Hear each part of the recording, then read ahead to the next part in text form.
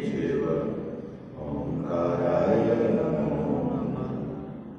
मंगलम भगवान वीरो मंगलम गौतमो गणी मंगलम कुंदकुंदाय जैन धर्मोस्तु मंगलम। सर्वमंगल मांगल्यम सर्वकल्याणकारकम प्रधानां सर्वधर्माणां जैनं जयतु शासनम। जैनं जयतु जैनं जयतु। इस भवतरु का मूल एक जानहु मिथ्या ताको कर निर्मूल अब करिए मोक्ष उपाय करिए। जय बोलो देव शास्त्र गुरु की जय। मोक्ष मार्ग प्रकाशक ग्रंथ विराजमान है। 7वें अधिकार के आधार से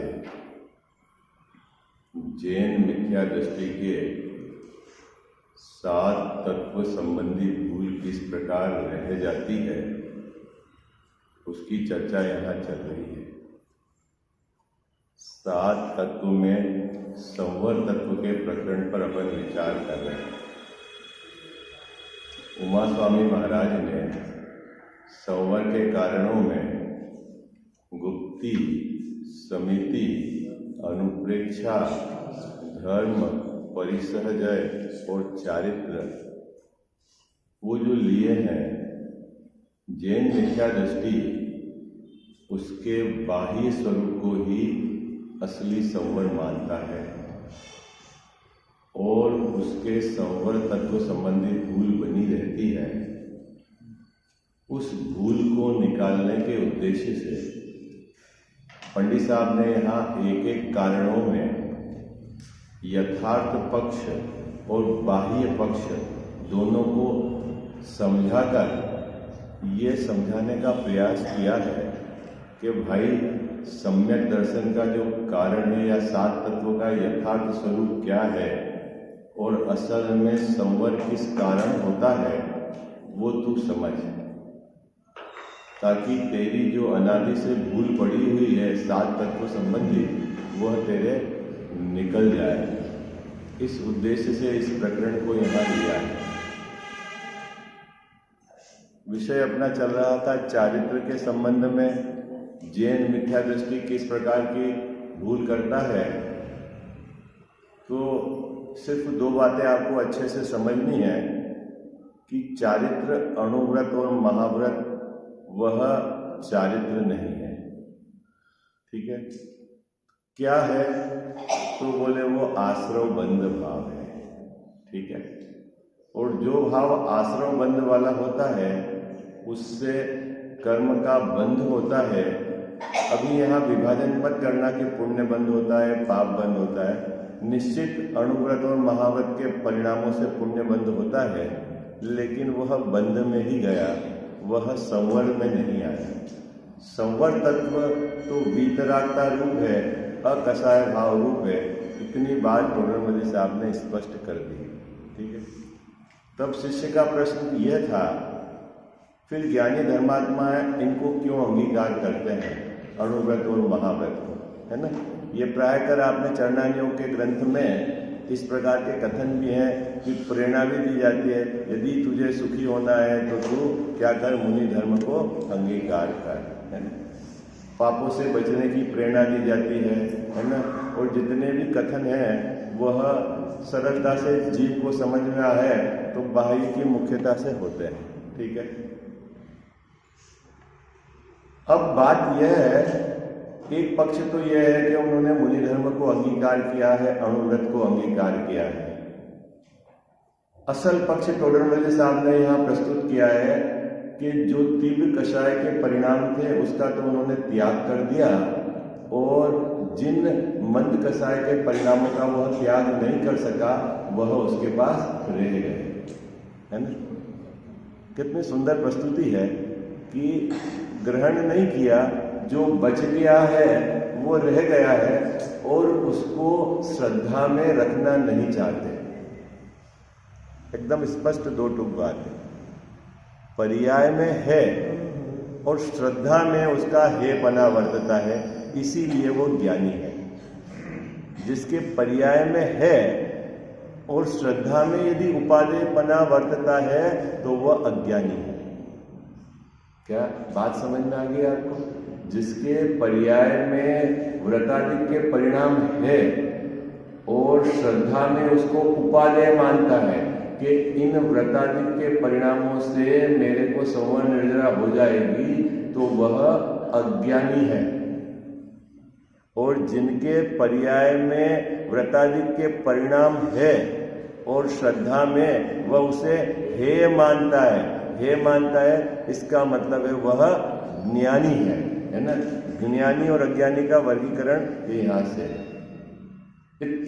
इस पे तो अपन ने पूर्व में बहुत चर्चा कर ली।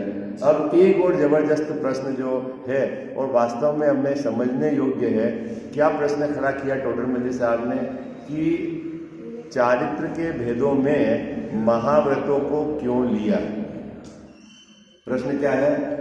जब महाव्रत आश्रव और बंध भाव है तो उसको चारित्र के भेदों में क्यों लिया। ठीक है, आपकी बात तो हमारे गले उतर गई कि व्रत, अणुव्रत और महाव्रत का भाव आश्रव बंध है। ठीक है, आप जो कह रहे हो, आपने कुमार स्वामी महाराज का उदाहरण दे दिया, आपने कर्णन योग के बहुत सारे कथन जो उसके पक्ष में बता दिए। अब हमारा एक प्रश्न है, क्या प्रश्न है कि यदि यह आश्रव बंध भाव है अणुव्रत और महाव्रत के, तो उन्हें चारित्र में क्यों सम्मिलित किया। किसका प्रश्न है ये? शिष्य का प्रश्न है। ठीक है, 13 प्रकार के चारित्र है ना, 5 समिति, 5 महाव्रत और 3 गुप्ती। इसमें महाव्रत को सम्मिलित क्यों किया, ये प्रश्न है शिष्य का। ये प्रश्न आपके चित्त में अभी उकेर के रखना, अभी अपन आज समाधान पर विचार करेंगे। ठीक है, निकालिए पेज नंबर 242। देखो, आप सब लोगों को है ना जैन साहब को धन्यवाद देना है, क्योंकि उनके निमित्त से आपको आज व्यवहार निश्चय का मैं आपको सरलता से एक एंगल प्रस्तुत करूंगा। अब दूसरी बात, मैं जो कह रहा हूँ वो आपको 100% मानना नहीं है। क्या? आपको खोज करनी है। क्या करनी है? आपको जाकर आचार्य भगवंतों ने क्या कहा है ग्रंथ में पढ़ना है। और एक चीज और आपको मैं सावधान करता हूँ, अभी डिजिटल माध्यम का जमाना है, प्रवचन बहुत सारे उपलब्ध हैं यूट्यूब पे। आप खाना कितनी देर में खाना खाते हो बताओ, ईमानदारी से बताना। भोजन करने का समय कितना लगता है आपको? बोलो भाई, जल्दी बोलो। कितना? ठोस आहार लोगों का तो 10-15 मिनट में भोजन हो जाता है, और लिक्विड आहार हो तो और 5 मिनट कम, है ना। और पचाने में कितना टाइम लगता है? पचाने में, अरे बोलो भाई, आओ जी, आप भोजन करने में कितना टाइम लगता है गजावर साहब? 15 मिनट, 20 मिनट, ठीक है ना। और कोई बहुत शांति से भोजन करता होगा कि एक एक कवे को 32 बार चबाना है, तो आधा घंटा।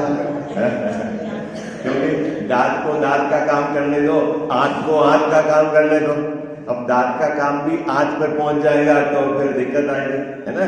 आयुर्वेदिक में बताते हैं ना, दांत का काम दांत को करने दो और आंत का काम आंत को करने दो। अब आप फटाफट 2-3 बार चबा के निगल जाओगे तो दांत का काम भी आंत को करना पड़ेगा। आई बात समझ? इसीलिए कवे को बोलते हैं ना, कौन को 32 बार आपको चबाकर, कोई इस प्रकार का इस विधि से भोजन करता है तो कितना समय लगेगा? आधा घंटा। ठीक, और खाना पचाने में कितना समय लगता है? कितना समय लगता है बोलो भाई? 8 घंटा, 9 घंटा। ठीक उसी प्रकार आप जो भी सुनते हो, जिस भी विद्वान का सुनते हो, एक तो ज्यादा सुनने का आग्रह नहीं रखना। क्या? अरे आप क्या कह रहे हो? हम तो बार बार प्रेरणा देते हैं कि आप 2-4 कलाक। अभी मैं क्या कह रहा हूं, खाना बाबूजी खा लिया, पचाने का भी आपको ताकत रखनी है। आई बात है ना। युक्ति लगाकर आप विचार करो कि ये आचार्य भगवान क्या कह रहे हैं। क्यों? कारण क्या है कि अनेक वक्ताओं की अनेक अपेक्षाओं से कथन है, और आपने अभी सुबह 3 प्रवचन सुन लिए, दिन में 2 प्रवचन सुन लिए, शाम में 3 प्रवचन सुन लिए, और आपने विचार करा ही नहीं, तो युक्ति लगाई नहीं, तो सिर्फ आपको क्या होगा, ये कर्ण इंद्रिय का आपका मात्र विषय रह जाएगा। आई बात समझ? इसलिए मैं अपनी तरफ से बात नहीं कहता हूँ, मैं सपोर्ट करता हूँ आपको। बाबूजी युगल जी कहते हैं, क्या कहते हैं, क्या कि आप अगर 1 घंटा सुनो तो 5 घंटा विचार करो, पचाओ उसको, क्योंकि जब तक आप विचार करोगे नहीं, तब तक उसमें से माल निकलेगा। वह लगातार कक्षाओं के पक्ष में भी नहीं थे। ठीक है, देखो क्या हो रहा है जगत में, क्या है, मैंने उनका दृष्टिकोण प्रस्तुत किया है। ठीक है, मैं आपको इसलिए कह रहा हूं, कारण क्या है, सब लोग को अभी अधीरता है कि मेरी परिणति में धर्म प्रकट हो जाए। ठीक है, विधि पता नहीं है कि किस क्रम में अभ्यास करना है, अभ्यास करने की टेक्निक अपने को पता नहीं है, और YouTube पे और जगह जगह हजारों तरह का मटेरियल उपलब्ध है। कभी ये सुना, कभी ये सुना, कभी ये सुना, कभी ये सुना, इस नए से इस नए से इस नए, और कोई चीज अपने क्लियर हुई नहीं। ठीक है, और अपना रास्ता वहीं का वहीं रहा और वहीं के वहीं अटक गए। ठीक है, तो आज जो अपना समय है 25 मिनट, मैं आपको सरल और सीधी ट्रिक बताऊंगा कि असल में आपको करना क्या है। ठीक है, क्योंकि प्रकरण यहाँ बहुत सुंदर आया है कि टोडरमल साहब ने निश्चय व्यवहार की बात यहाँ उठाई है। क्या बात उठाई टोडरमल साहब ने? निश्चय व्यवहार की बात उठाई है, और जैन धर्म में निश्चय व्यवहार की प्ररूपणा से कथन कहा गया है, करा गया है। ठीक है, कब से बाबूजी? ये कुंद स्वामी ने जब रचना की, तब निश्चय और व्यवहार, ये 2 बात उठाई। अभी बहुत कम शब्दों में मैं आपको मूल बात बताने की कोशिश करूंगा। कारण क्या है कि दोनों तरह की प्ररूपणा आगम में है। क्या है? किस किस की प्ररूपणा? दोनों तरह की प्ररूपणा आगम में है। क्या है? निश्चय से भी कथन है और व्यवहार से भी कथन है। ओके, अब उन्हीं आगम में यह बात कही गई है कि व्यवहार झूठा है, उसका आश्रय नहीं करना है।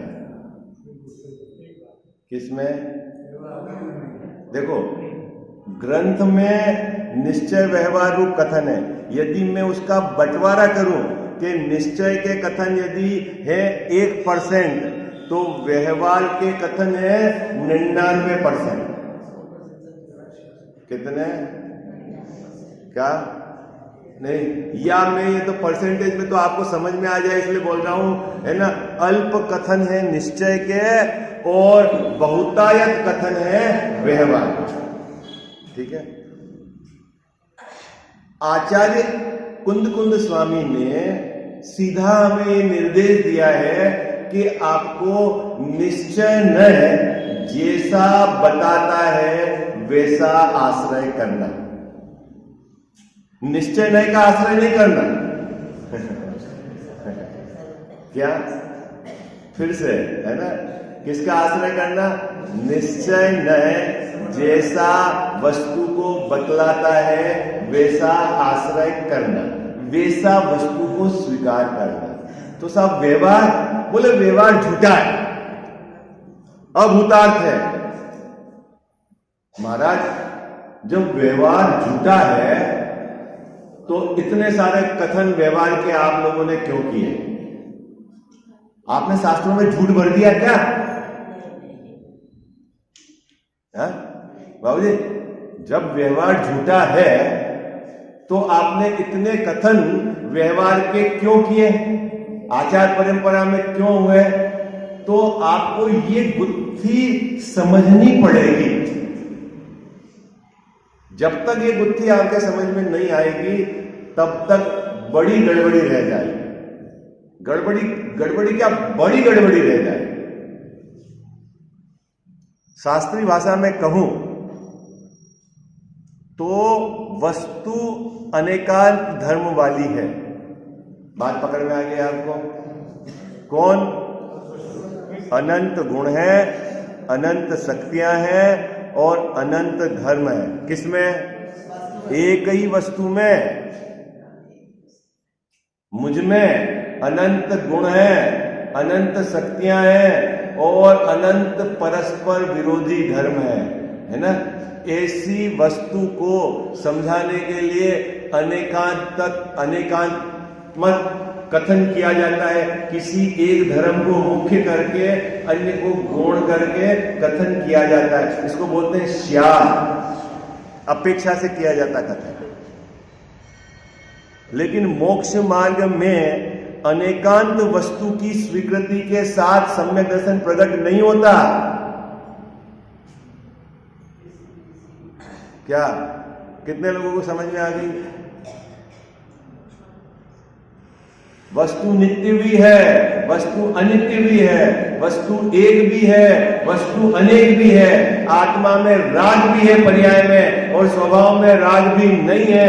इस प्रकार अनेकात्मक दृष्टि से सम्यक दर्शन प्रकट नहीं होता। ये पहले आपको अच्छे से समझना है। कथन तो है, पहले वस्तु को अनेकात्मक दृष्टि से निश्चय करके क्या करना है ना? क्या करना है? सम्यक एकांत को पकड़ना है। यह सबसे बड़ी गड़बड़ी है। क्या? ये जब तक आपने सम्यक एकांत, देखो मैं आपको अभी ये तो शास्त्रीय भाषा हो गई, अनेकांतमक निश्चय करना, सम्यक एकांत। मैं आपको बताता हूं, आचार्य देव ने कहा है कि राग कहां होता है? बोलो, कहां पाया जाता है राग? कब पाया जाता है? बोलो भाई, राग किसमें होता है? उद्गल में होता है, धर्म में होता है, अधर्म में होता है, आकाश में होता है, काल में होता है। किस में होता है? किसमें होता है? जीव में होता है। इस बात से सब सहमत हो? बोलो भाई, है ना। अब और ऋतु भाभी जी ने और धार दी कि साहब पर्याय में होता है। ठीक है साहब, पर्याय किसकी है? एक आपका पुतला बनाया है बाबूजी मोम का, ठीक है ना, और एक आप है। राग किसमें होगा?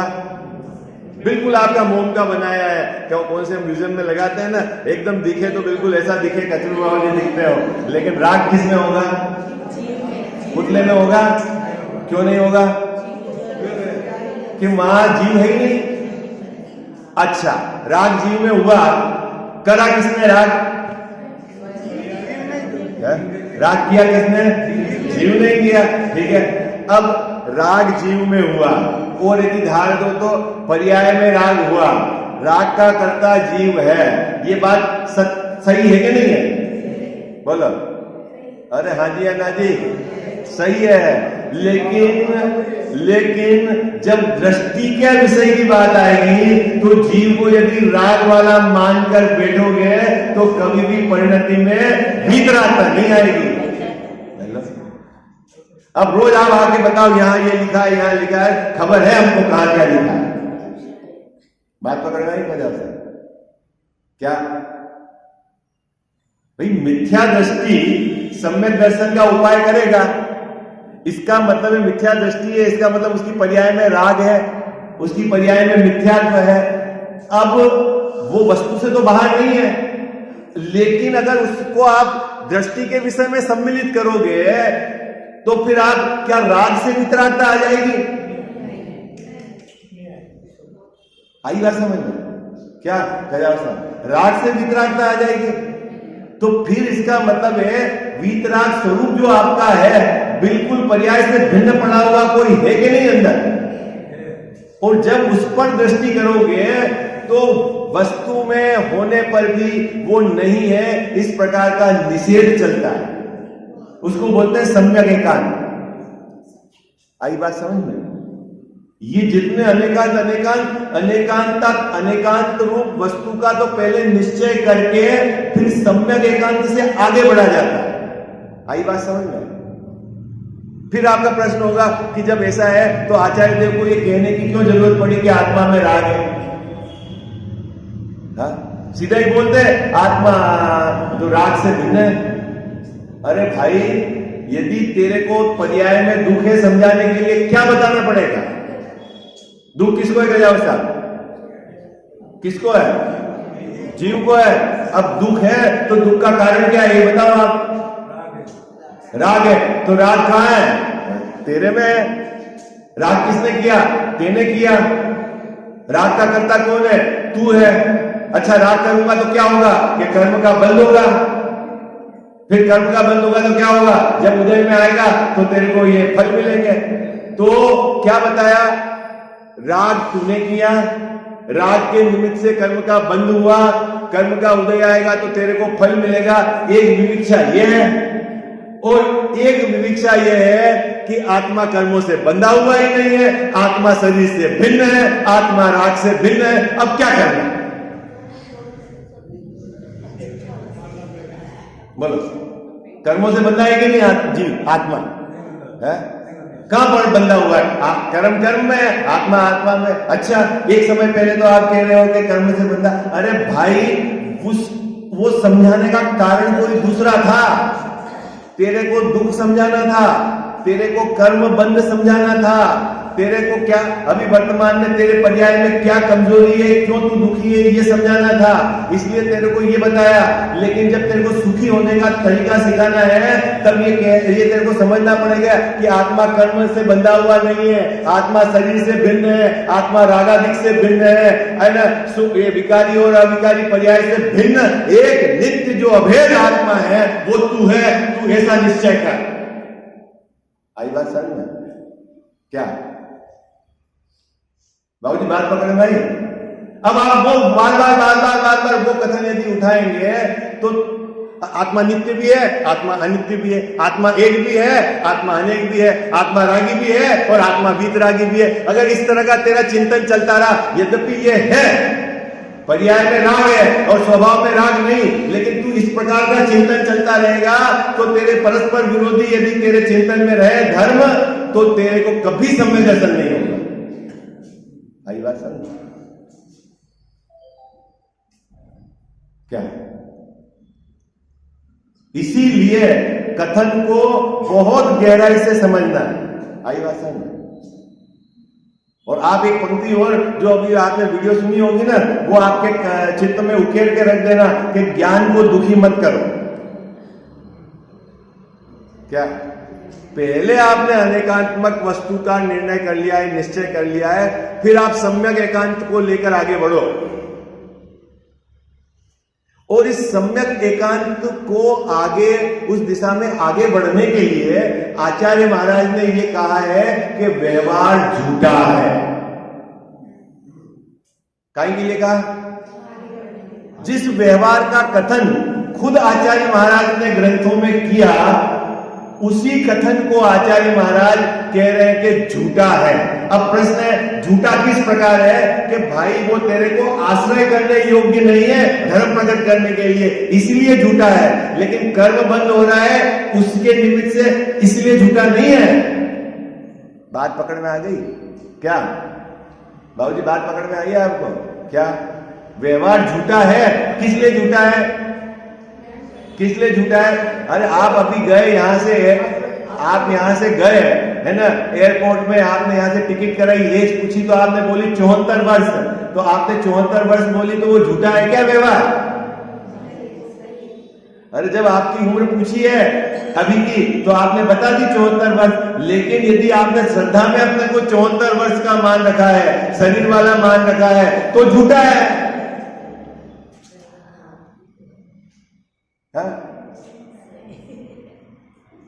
तो फिर इसको झूठा क्यों कह रहे हैं आचार्य देव? आचार्य देव कह रहे हैं कि जब तू आत्मानुभूति की तरफ बढ़ेगा तब तेरे को ये छोड़ना पड़ेगा कि मैं शरीर वाला हूं, मैं कर्म से बंधा हुआ हूं, विकारी और अविकारी पर्याय से भिन्न, मैं तो अनादि अनंत हूं। उस अनादि अनंत का जोर, उसकी रुचि, उस उधर की तरफ का ढलान, वो तेरा असली पुरुषार्थ है। आई बात समझ? तो साहब फिर कभी पूछेंगे तो अपना वो राशन कार्ड बनेगा तो क्या उम्र लिखाऊं? उस समय तो तू लिखा देना 74 वर्ष। आई बात समझ में? वहां अनादि अनंत मत लिखाना। आई बात समझ में? हाँ। फिर साहब हाँ मैं मनुष्य पर्याय में तो 74 साल का हूं, यूं तो हूं अनादि अनंत, ऐसा विकल्प रखूं तो ऐसे विकल्प से निर्विकल्प दशा नहीं आएगी। बात पकड़ में आई आपको क्या? इसीलिए आप सुनो कम और चिंतन ज्यादा करो। माल निकालो, माल मनुष्य बहुत चला जाएगा नहीं तो। जहां जो अपेक्षा है उसको बराबर समझनी है आपको। इधर उधर आपने अगर उसको मिलावट कर दी तो मक्खन हाथ से चला जाएगा।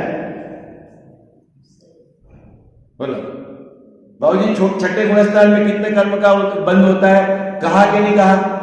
पांचवें गुणस्थान में कितने कर्म का बंद होता है? कहा कि नहीं? जैसे गुणस्थान बढ़ते जाते हैं ऐसे ऐसे ऐसे राग घटते जाते हैं, बंद की विक्षुप्ति होती जाती है। ये पूरा कल्याण योग में आया कि नहीं आया? आया है ना? सब बातें आई कि नहीं आई? सच्ची है कि झूठी है? किसके है गुणस्थान में वृद्धि किसकी हो रही है? बोले जीव की हो रही, ये बताता है ना। लेकिन आचार्य देव जब जीव अजीव अधिकार में तेरे को श्रद्धा कराएंगे जीव तत्व की, तो कहेंगे कि गुणस्थान वाले भाव तेरे में नहीं है। 29 बोल में है, गुणस्थान पर्यंत तक नहीं है। तो साहब फिर आप ही तो कह रहे हो है और आप ही कह रहे हो नहीं है। अरे भाई, ये जो कह रहे हैं नहीं है, ये कोई तेरे को प्रयोजन से कह रहा है, क्योंकि तू शुद्ध नय का आश्रय कर। आई बात समझ? जब तेरे को आगे बढ़ना है मोक्ष मार्ग में, अनेकात्मक वस्तु का निश्चय करने के बाद सम्यक एकांत से आगे बढ़ा जाएगा। अनेकांत अनेकांत अनेकांत दृष्टि से कभी भी सम्यक दर्शन नहीं होता। आई बात समझ? सम्यक एकांत, अनेकांत पूर्वक वस्तु का निश्चय किया जाएगा, फिर सम्यक एकांत से आगे बढ़ा जाएगा। आई बात समझ? वो दृष्टि का विषय है। उस दृष्टि के विषय को समझाने के लिए आचार्य देव ने समस्त व्यवहार को झूठा कहा। अब उसमें नाना प्रकार का व्यवहार आता है। भेद कथनों को भी व्यवहार कहते हैं। एक लौकिक व्यवहार होता है, ठीक है, मैं आपके आया, आपने सत्कार से कुछ कहा, वो एक लौकिक व्यवहार होता है। भेद, अनंत गुणों में भेद कर दिया, आत्मा में अनंत गुण है, अनंत शक्तियां, ऐसा भेद है, उसको भी व्यवहार कहने में आता है। और ये मंदिर मेरा है, किसका मंदिर है? जैसा भी कहेंगे ये मंदिर हमारा है, तो ये मंदिर हमारा कहना ये भी व्यवहार है, क्योंकि हमारा है, रोज आते हैं हम यहाँ पर इस मंदिर में सेवा। ये कोई झूठ बात नहीं है, वो प्रयोजन परक है।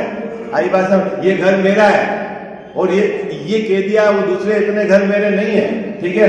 लेकिन जब अपन को मोक्ष मार्ग में आगे बढ़ना है श्रद्धा के सम्यक के लिए, तो फिर आपको ये भूलना पड़ेगा कि घर, कोई भी घर मेरा नहीं है, पत्नी मेरी नहीं है, बच्चे मेरे नहीं है, मुझको कर्म का बंध नहीं है, ये विकारी भाव रागादि भाव मुझसे अत्यंत भिन्न है। मैं ये आपको बराबर समझना पड़ेगा, इसको बढ़ के आगे बढ़ाया जाए।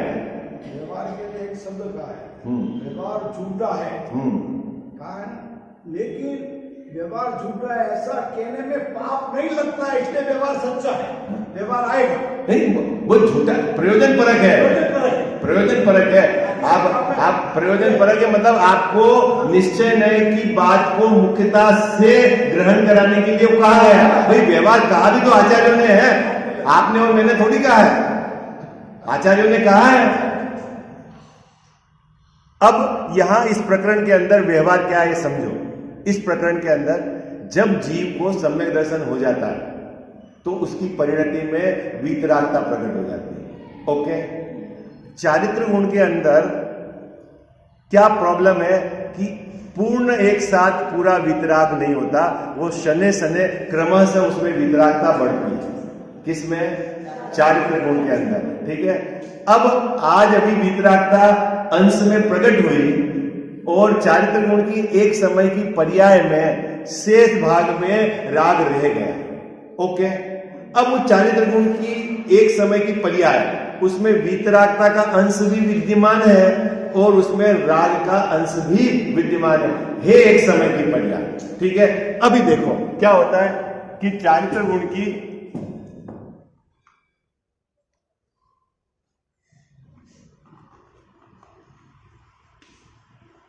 ये चारित्र गुण की एक समय की पर्याय, आपको समझाने के लिए चित्र बना रहा हूं। मान लो इस अंश में तो वीतरागता हुई और इसमें है राग विद्यमान।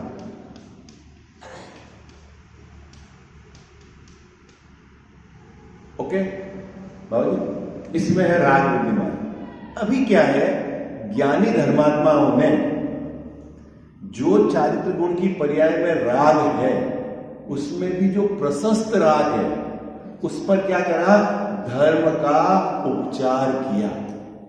क्या करा, क्या करा, क्या, क्यों धर्म का उपचार करा? क्योंकि आपने ये सुना होगा अनेक विद्वानों के माध्यम से ग्रंथ में कि निश्चय के बिना व्यवहार नहीं होता। क्या क्या, निश्चय के बिना व्यवहार नहीं होता। मिथ्या दृष्टि पूजा करता है तो उसका व्यवहार चारित्र है क्या? काई का व्यवहार चारित्र, निश्चय तो है नहीं, फिर काई का व्यवहार? आई बात समझ, निश्चय के बिना व्यवहार नहीं होता।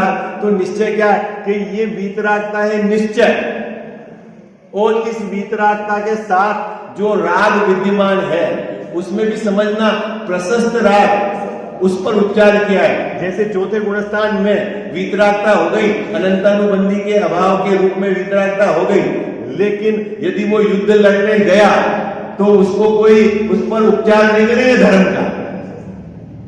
आई बात समझ में?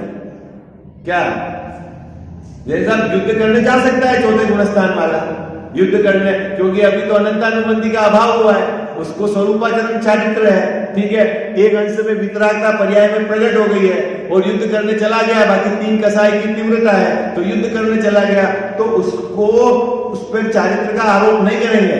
और वही चौथे गुणस्थान वाला यदि मंदिर में जाकर पूजा करता है ना, तो उसको क्या करेंगे कि उस पर उपचार कर देंगे। काय का उपचार कर देंगे? धर्म का उपचार कर देंगे। खरेखर युद्ध लड़ना भी धर्म नहीं है और पूजा करना भी धर्म नहीं, ये उपचारित कथन है। क्या उपचारित कथन है? मतलब बाबूजी इसके साथ होने के कारण, किसके साथ होने के कारण? वीतरागता के साथ होने वाला राग, उसको क्या करा? वीतरागता का उपचार किया है। ये तो है असली मामा जी, और ये मामा जी का मित्र, बच्चे ने इसको भी मामा जी कह दिया है।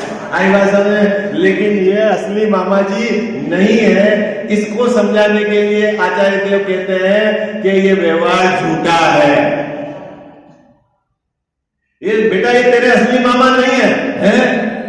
जब आप ही तो कह रहे थे, जब मामा के साथ आया बच्चा माँ से कहता है, माँ आप ही तो कह रही थी जब वो आए कि ये तेरे मामा जी हैं, और अब कह रहे कि ये तेरे असली मामा जी है। हाँ भाई, वो उस समय की जरूरत थी, ये इस समय की जरूरत है। बाबू जी बात समझ में? उस समय जब उनका परिचय कराया बच्चे को, ये कौन है, तो बोले ये तेरे मामा जी है। ठीक है, अब बच्चा आ गया जीत में कि जब वो मामा जी है तो वहां से भी मायरा आएगा, ये तेरे मामा जी नहीं है। क्या बात कर रहे हैं? तो ठीक उसी प्रकार आचार्य देव ने जहां व्यवहार की मुख्यता से कथन करके किसी कारण से कहा है, ठीक है। अब यहां टोडरमल्ली साहब के साथ समस्या क्या है कि आपको असली चारित्र समझाना, और वो जैन मिथ्या दृष्टि क्या गड़बड़ी कर रहा है कि जो उपचार कथन में जो जिसको चारित्र कहा है उसको असली मानकर बैठ गया। टोडरमल्ली साहब के साथ समस्या क्या है? आगम में आचार्य देव ने उपचार से जिसको चारित्र कहा, इसने उसी को असली चारित्र मानकर बैठ गया है। अब उसको वापस उसकी भूल निकालने के लिए टोडरमल्ली साहब इस बात को यहां समझा रहे हैं जो यहां पैराग्राफ लिखा है। अब मैं यहां चित्र बना देता हूं उसका, है ना। 3 चौकड़ी कसाय रूप तो वितरागता है मुनिराज से।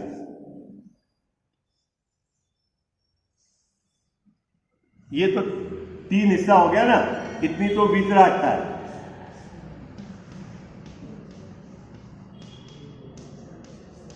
और एक अंश है ये राग है, और इस राग में महाव्रत का पालन होता है, और इस महाव्रत को आगम में चारित्र कहा है। ठीक है, ओके। अब इसको चारित्र क्यों कहा है इस वाले भाग को? क्योंकि ये वीतरागता के साथ वाला राग है, इसलिए इसको क्या कहा है? चारित्र। क्या, क्यों चारित्र कहा है? वीतरागता के साथ वाला राग है, इसलिए इसको चारित्र कहा है। इस चारित्र से बंध रुकता है? नहीं नहीं, बंध तो होता है। बंध तो इधर से संवरण मिल रहा तो इससे है, ये बंध है। श्रद्धा में ये है, ये सब है, ठीक है। लेकिन चूंकि इस वीतरागता के साथ सहचर साथ में होने के कारण इसको भी चारित्र कह दिया है। असल में ये चारित्र नहीं है, बस ये अपने को समझना है। इतना सा सरल विषय है। अब मैं पैराग्राफ पढ़ दूं, अब फिर इस पे अपन कल गहराई से विचार करेंगे। देखो, अब आपको वह व्यवहार चारित्र कहा। कौन सा व्यवहार चारित्र? ये, हाँ। व्यवहार नाम उपचार का है। उपचार मतलब फॉर्मेलिटी। मामा जी के मित्र को भी मामा जी कह दिया। क्यों कह दिया कजावा साहब? फॉर्मेलिटी। मामा जी के साथ आए थे ना घर पे, इसलिए कह दिया। ठीक है। सो महाव्रताधिक होने पर ही वीतराग चारित्र होता है, ये गजब की बात है। इस पंक्ति को कल खुलासा करेंगे। क्या? महाव्रताधिक होने पर ही वीतराग चारित्र होता है, ऐसा संबंध जानकर महाव्रताधिक में चारित्र का उपचार किया है। ओहो, जब जब भी तीन चौगुनी कसाय का अभाव होगा, उस जीव के बाहर में राग महाव्रत को पालने का ही होगा। लेकिन महाव्रत को पालने के राग से वितरागता नहीं है। लेकिन जब जब भी वितरागता होगी, वो महाव्रत का परिणाम राग के रूप में होगा। ऐसा संबंध है। उसको मैं कल घटाऊंगा कैसा संबंध है। हाँ, यही समझ में नहीं आता।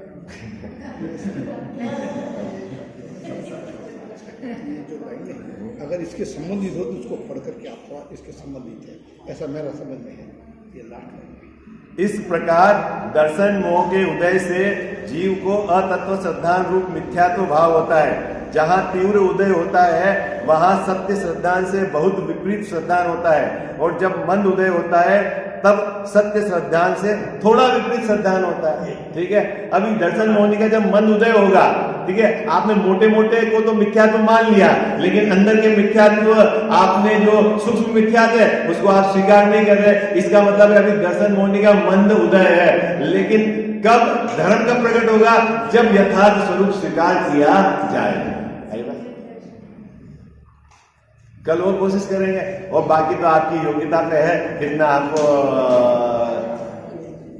माता तू दया करके कर्मों से छुड़ा देना, इतनी सी विनय तुझसे चरणों में जगह देना। माता तू दया करके कर्मों से छुड़ा देना, इतनी सी विनय तुझसे चरणों में जगह देना। माता में भटका हूँ माया के अंधेरे में, कोई नहीं मेरा है इस कर्म के रेले में, कोई नहीं मेरा है तुम धीर बंधा देना। इतनी सी विनय तुझसे चरणों में जगह देना। जीवन के चौराहे पर मैं सोच रहा कब से, जाऊं तो किधर जाऊं, मैं सोच रहा मन से, पथ भूल गया हूँ मैं, तुम राह बता देना। इतनी सी विनय तुझसे, चरणों में जगह देना। लाखों को उबारा है, मुझको भी उबारो तुम, मझधार में है नैया, उसको भी तिरा दो तुम, मझधार में अटका हूँ, मुझे पार लगा देना। इतनी सी विनय तुझसे, चरणों में जगह देना। माता तू दया करके, कर्मों से छुड़ा देना। इतनी सी विनय तुझसे, चरणों में जगह देना। जावाणी के ज्ञान ते सूझे लोकालोक, सोवाणी मस्तक चढ़ो सदा देत हूँ धोख।